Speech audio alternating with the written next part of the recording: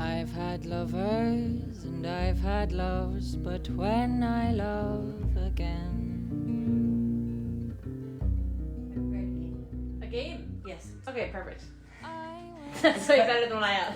It's called Will Claire Remember the Lyrics? Oh my god. Okay, go. Okay. This is from Michael Fury, Stephen James Smith's poem. Okay. That we could listen to. Yeah. Is it unrealistic to love like a fictional character? I will love like Michael Fury. No, yeah, I know. No. It is unrealistic. Is it like a unrealistic fictional to love like a fictional character? I will love like Michael Fury. No. It is. Is it unrealistic to love like a fictional character? Conjured up in the mind of Fury. Okay, I got it. No. Dead of winter.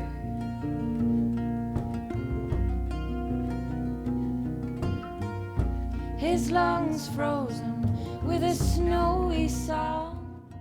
Actually creating an album of songs, it felt like something that had been on our minds for a long time. So it's whenever you start to build up something in your head a little bit, it seems like, God, will we ever get to that point where we have like a full album of songs together? We obviously knew we were always able to do it, but just like looking at it there and then just like realising when it was all recorded and mixed, it was just like, oh my God, there's it album.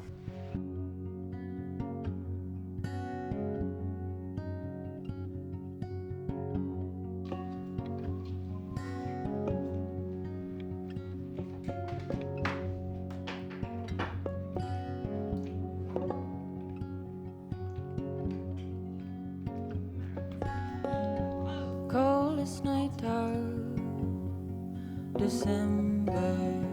He bought the house a little Christmas tree. When we jam at first, I'm always kind of just like feeling out different textures, primarily on the cello, of what suits the chords, what suits like your melody, counter melodies, playing off like harmonies and that kind of thing. And I usually just kind of get like that kind of a structure in my head first, like play, is it like going to need a drone, is it going to need like light flutters here, you know, like playing around with different textures on it. And as much as I'm terrible at your lyrics, I do listen to them as well. And like word painting and that kind of thing is really, like, I find quite fun, and it's also just very important to like bring out your lyrics and reflect the tone of them in the arrangements. And sometimes that means space. Sometimes that means space, sometimes that means like giving absolutely nothing, sometimes that means like spiky and uncertain, or sometimes it means dissonance, you know, uncertainty, or sometimes it means like really warm, like smooth textures, or else sometimes you think, okay, this needs something completely different, and I might turn to like another instrument or something, or else I might say like, I don't know, just focus on the vocals for this one, or yeah, I don't know, there's a lot of, it's pretty experimentation and like Or then you're bouncing bringing, off. I suppose, that original feeling or that original approach of textures or patterns that you first like look at when you hear the song first, and then when we're coming to the band or something to sort of apply that in a way with the lads. Or Definitely, like it's the lads are sense, you know, that's the way we enjoy like working out things together so much, is because they're aware that that's not how we work with the arrangements as well. It's like everything is there for a reason, and it's the playfulness and the figuring out. Also our personalities are brought into it as well, and like how well we know each other, how much we all get on, and the fun and the conversations that we have, like, and like their own music, their own musical background, their own background, influences, their own compositions. Yeah, that all comes into it as well.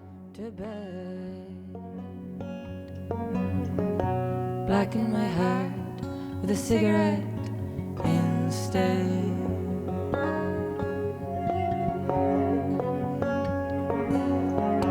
Why are all the good men?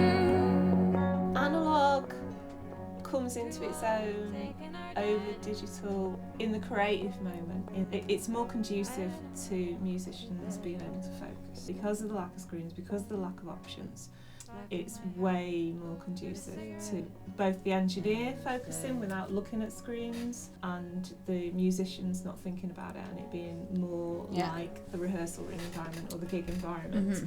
That's when it comes into its own.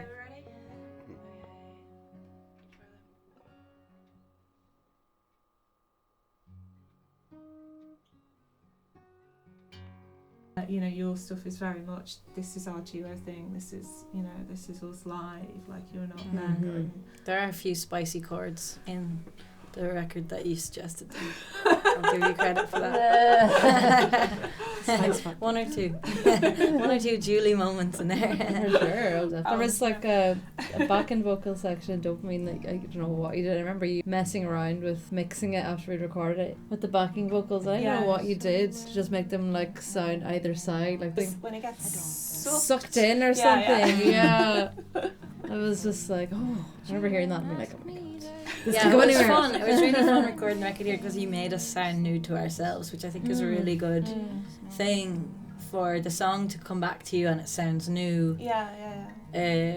Puts you in a place where you're much more inclined to give to it creatively in a more interesting way because you're like, oh, this sounds like us, but yeah, it's new to us. That was really, that was quite fun. Hard to explain. Sometimes the light hits us at just the right angle and we laugh like the old days.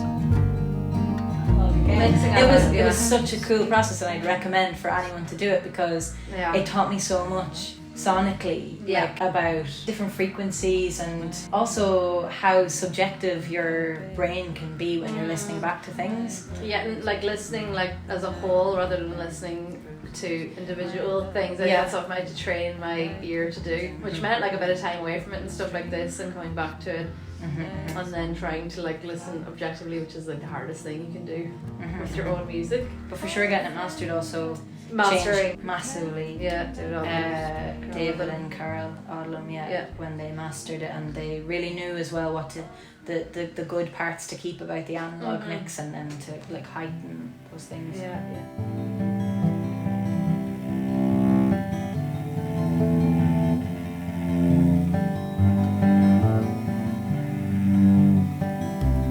Pull my cap over my noggin to keep my ears from the cold and people talking. It's a cold and blustery. Decide we've done this analog mix and we don't like it, we want to go back to digital and we want to start afresh. Like there's just infinite possibilities of how that could go, how that can sound, and that breaks my brain. Like I actually enjoyed the fact that there was only so much we could do in analog mixing. There was only so much we could do with it. There was only so much control we had. Yeah, you start to prioritise what you value in the mix. Like surrendering a certain amount of control, I think creates a very it's a vibe. It's a specific particular thing. But for me, for this particular process, for this particular album, it felt like it was good to have limited options. Yeah, definitely. And then you go from there with a very because then the thing narrows down and it becomes a very particular thing rather than being something. Okay, which way do you want to go here? Yeah. So I think that really depends on that as well. Sure. Not that much that's relevant to the performance. Yeah. To just you know go. Yeah, it was great. Yeah, no worries. And should we have tea? I'll just adjust this. No, please. You're lying to us the whole time. It's not just you, that's everybody. Oh, yeah. What do you think, Judy? I thought it was good, yeah. Is there better? The one before wasn't better anyway. No, definitely not. I didn't say, but we'll have a cup of tea and then we'll listen to both of them. But I think you probably have. I thought it was a great overall performance. Yeah.